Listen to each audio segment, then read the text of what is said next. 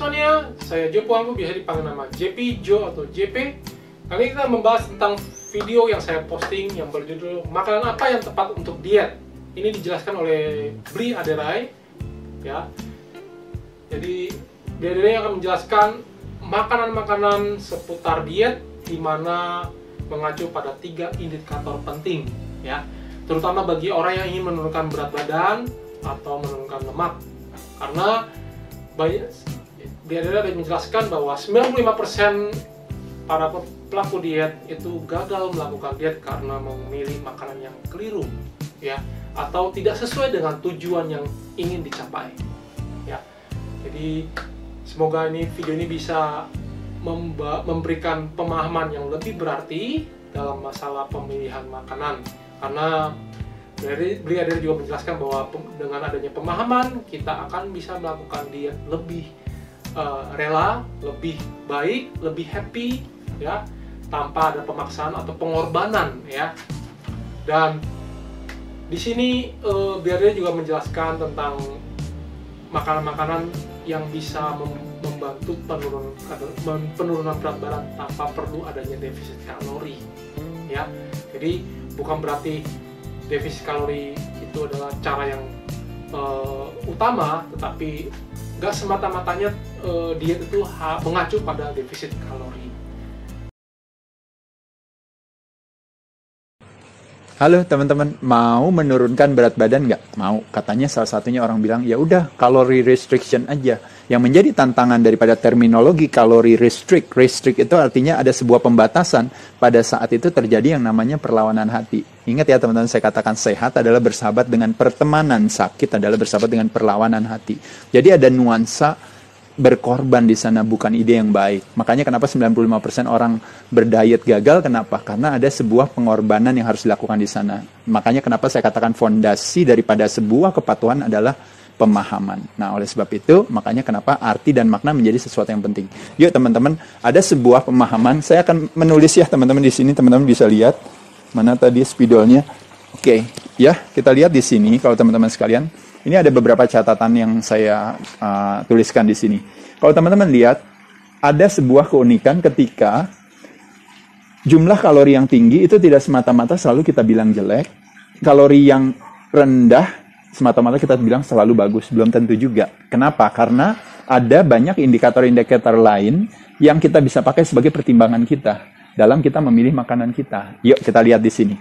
Kalau teman-teman makannya sayur ya, daun-daunan lah gitu ya kira-kira ya. Jadi kalau kalorinya jumlahnya ini hitungannya per LBS itu kurang lebih 1 kilo itu sama dengan 2,2 LBS ya kalau teman-teman tahu. Jadi kira-kira kurang lebih sekitar 40%-nya daripada per kilo. Jadi mungkin 400 gram ya hitungannya Des ya. Kira-kira segitulah. Tapi teman-teman paham kita per LBS aja. Jadi sayur itu kalorinya 60 sampai 200 kalorinya. Buah kalorinya 150 sampai 425. Jadi kita lihat di sini jagung dan nasi ini semakin turun ke bawah, ini kalorinya semakin tinggi, teman-teman lihat.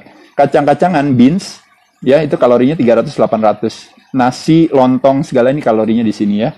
Lalu daging, telur, ada ikan, ada ayam, ada sapi, ada kambing, itu dikira-kira sekitar 500 sampai 1000 kalorinya. Nah, roti, kue-kuean ya, kita senang ya, kue basah, kue kering, dan sebagainya. Ini di 900 sampai 1450. Gula dan madu ya, madu kelihatannya punya nuansa yang menguatkan hati ya, kayaknya bagus, tapi kalorinya tetap tinggi ya. Sereal dan kawan-kawan lebih lagi 1500 sampai 1800. Keju, terutama juga krim ya, mungkin yang dipakai buat kopi dan sebagainya, itu kira-kira 1600 sampai 1800. Kacang dalam hal ini yang nuts tadi ya, jadi ada hazelnut, walnuts, peanuts, ada macadamia, almond dan sebagainya, biji-bijian ini seeds, itu 2400 sampai 3200. Dan minyak oil ya, oilnya harus yang alami ya. Kandungan rasio omega 3-nya tentu lebih tinggi, yang artinya yang antiinflamasi dibandingkan dengan yang proses, yang omega 6 yang lebih tinggi. Itu termasuk butter juga, bukan margarin ya maksudnya, tapi mentega, butter itu sendiri, itu 3.200-400, jadi 4.500. Jadi seolah-olah tuh ininya tinggi. Tapi kita lihat apa yang terjadi dengan respon insulin teman-teman sekalian. Teman-teman tahu ya, kalau kita berbicara dalam hal pemilihan makanan itu ya, kalau teman-teman mau menurunkan berat badan, ada beberapa hormon yang terlibat di badan kita. Nah, hormon itu ada yang namanya hormon lapar, ini namanya ghrelin. Yang kedua adalah hormon leptin, yaitu ada hormon kenyang. Yang ketiga itu adalah insulin, itu yang berhubungan dengan fat storage tadi ya, hormon storage. gitu, termasuk salah satu yang paling utama kalau kita berbicara metabolisme di dalam tubuh kita. Lalu juga ada hormon stres namanya kortisol, dan juga ada human growth hormone. Itu hubungannya nanti ke fat burning, kemampuan tubuh menggunakan lemak sebagai sumber tenaga dan mempertahankan otot gitu ya. Nah, jadi hormon ini berpengaruh tergantung daripada pilihan makanan kita, jadwal dan timing, penyajian dan sebagainya. Paham ya teman-teman sekalian? Nah, jadi kita lihat respon insulinnya. Kalau sayur pada dasarnya pasti bagus nih, kita lihat di sini ya, bagus. Kalau buah, oke, tapi agak kurang. Kenapa? Karena ada fruktosnya, gula dari buah. Problemnya di sana, gitu ya. Nah, kita langsung masuk aja ya biar cepet ya, kita lihat di sini. Kacang, beans, ini oke, ya. Daging, telur, ini juga kalau kita lihat respon insulinnya oke juga, ya. Kita lihat ya, masih bagus, bagus bahkan ya kalau ini bahkan bagus ya kalau kita ngomongnya, kita bagus ya. Kita lihat di sini. Roti, kue dan ini agak kurang. Gula, madu di sini oke, tapi agak kurang. Sereal ini agak kurang. Kenapa saya bilang kurang? Sekali lagi karena apa? Karena dengan kita mengkonsumsikan ini, teman-teman sekalian, maka ketika gula masuk ke dalam darah, gula darah meningkat, maka insulin mengambil. Jadi respon insulinnya tinggi, ngambil kelebihan gula itu untuk disimpan. Takutnya adalah kemana? Terjadi yang namanya proses adiposity gitu, atau lipogenesis atau apapun juga namanya, terjadi kelebihan gula itu akan disimpan ke dalam sel lemak. Maksudnya itu. Ya, paham ya? Nah, lalu kita lihat lagi di sini. Kalau keju gitu malah bagus, teman-teman. Kacang-kacangan, nuts, ya, seeds, itu malah bagus respon insulinnya. Termasuk juga minyak yang baik ya, butter, itu juga bagus. Nah, kalau kita berbicara indikator yang lain, memakai konsepnya misalnya kesehatan liver kita, nah, kebanyakan ada yang teman-teman pernah dengar ya, terminologi yang namanya fatty liver. Itu disebabkan salah satunya adalah karena kelebihan alkohol. Nah, kalau ini konsepnya adalah non-alkohol, tapi fatty liver. Nah, jadi kita lihat di sini, pengaruhnya kepada kesehatan liver itu gimana? Kayak clogging di liver. Kalau kita makan sayur, bagus, nggak ada masalah. Buah, oke, tapi juga bisa jadi kurang. Kenapa? Karena fruktosa dari buah, ya, gula dari buah, memberatkan si liver. Lalu ketiga, kalau makan jagung, nasi, dan sebagainya juga agak kurang, ya, kurang baik. Lalu kacang-kacangan, beans, oke aja. Daging di sini bagus, oke ya. Desi bisa lihat ya, lebih dekat jadi biar kelihatan. Lalu juga roti dan kue, mie, ini oke ya, kita lihat di sini. Lalu gula dan madu juga kita lihat ini antara oke tapi agak kurang ya. Ini juga oke tapi agak kurang kalau kue dan mie itu gitu ya. Jadi menjadi tantangan buat liver kita. Keju kita lihat di sini juga kebalikannya justru malah bagus. Kacang dan juga minyak justru malah kita lihat bagus di sini. Nah, ada satu indikator lagi teman-teman, kalau teman-teman bisa lihat itu adalah makanan itu juga harus memiliki satu memberikan kepuasan atau kekenyangan kepada kita gitu ya. Nah, makanan-makanan ini tantangannya adalah kalau kita memakai indikator itu, kita banyakkan makan sayur jadi kenyang nggak? Jawabannya kurang. Makanya kenapa kalau di Indonesia sayurnya dikombinasikan dengan kacang dan biji-bijian, yang di sini jawabannya adalah bagus. Yaitu adalah kenapa? Karena kalau teman-teman lihat ya, karedok, lotek, gado-gado, ya, ketoprak dan sebagainya, tapi nggak melibatkan lontong dan kerupuk dan kawan-kawan ya. Intinya adalah karena ada kombinasi antara serat di sana yang mungkin tidak mengenyangkan, tapi ada yang mengenyangkan, yaitu kacangnya. Paham ya maksudnya itu ya? Nah, lalu kita lihat lagi di sini. Kalau daging dan telur, ini kita lihat di sini, ininya bagus malah. Ya, teman-teman bisa lihat di sini ya. Beans oke lah, nggak ada masalah. Tapi juga nggak mau kebanyakan, juga akhirnya juga kurang juga. Ya, roti, kue, dan mie bisa dibilang oke, tapi bisa dibilang kurang. Kenapa? Karena kalau kelebihan gula masuk, otomatis terjadi yang namanya spike gula darah tadi gitu. Insulin hadir, diambil, akhirnya pada saat itulah bisa terjadi yang namanya, kalau istilahnya sel tidak sensitif lagi terhadap insulin, terjadi resistensi insulin. Akhirnya tubuh membuat satu pesan yang salah kepada badan. Dengan situasi itu dibuat pesan yang salah oleh tubuh, karena tubuh menangkap itu, mengasosiasikannya sebagai lacking of calorie. Akhirnya tubuhnya akan shutdown metabolisme, dan ketika metabolismenya di shutdown, karena terjadi yang namanya impression, ketika dibilang, oh ini kok lacking of nutrisi, padahal masalah sesungguhnya adalah resistensi insulin. Nah, jadi teman-teman bisa lihat di situ bahwa kalau konsumsi kebanyakan gula dari roti, dari gula pasir itu sendiri, dari cereal dan sebagainya, makanya itu pengaruhnya tuh akhirnya kita itu jadi punya perasaan, jadi terjadi yang namanya leptin, kalau istilahnya leptin resistensi gitu. Jadi tidak mengenal rasa lapar gitu ya, Des. Tidak mengenal rasa kenyang gitu ya. Ya, nah nggak mau tuh teman-teman, hati-hati di sana. Nah, Nah, jadi kita lihat di sini kacang-kacangan dan biji-bijian justru malah bagus, makan keju bagus, minyak yang baik, butter itu bagus, dan juga kita lihat di sini daging dan telur, kita lihat bagus ya di sini ya, kita lihat di sini. Nah, jadi kesimpulan apa teman-teman dari yang mau saya sampaikan daripada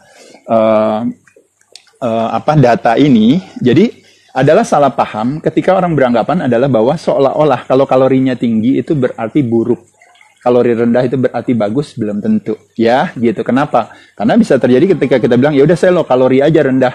Tapi yang terjadi tidak terjadi tingkat kepuasan yang tinggi. Akhirnya jadi makannya malah jadi lebih banyak. Bukan ide yang baik. Nah, pertanyaan selanjutnya adalah apakah bisa dilakukan dengan jangka panjang? Nah, ini yang makanya kenapa orang katakan diet itu bukan sebuah program, tapi diet itu adalah perubahan ulah perilaku lifestyle kita. Nah, itu yang sebenarnya yang penting.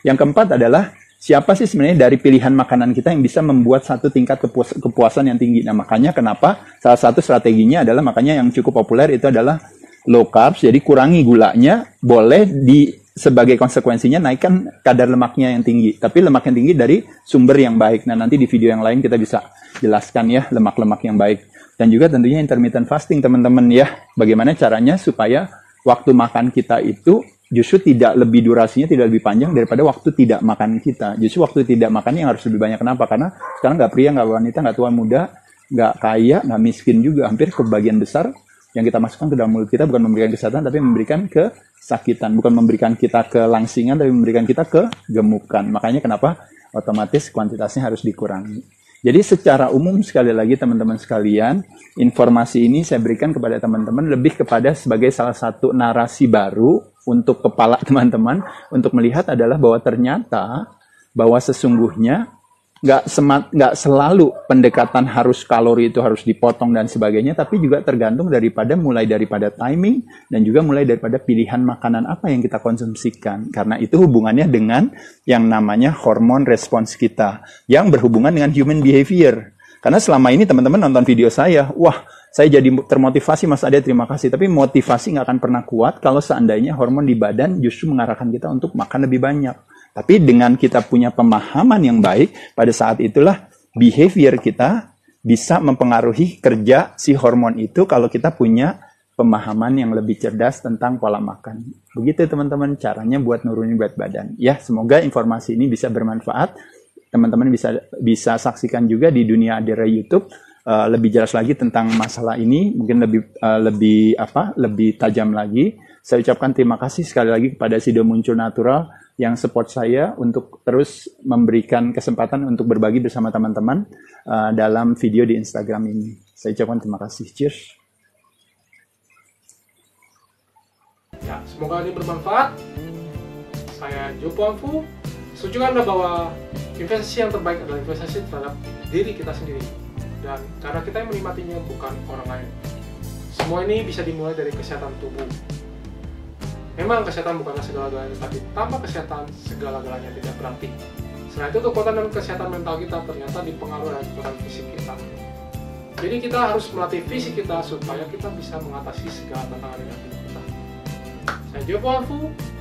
Bersama Binagarnet, kami mengajak Anda membangun generasi baru yang lebih cerdas, fit, dan tangguh. Di Binagarnet, kami selalu percaya bahwa setiap orang pasti bisa memiliki tubuh yang ideal dan sehat. Dengan subscribe, like, dan share video ini, Anda turut membantu membangun Indonesia sehat dan kuat. Salam cerdas fitness, saya JP.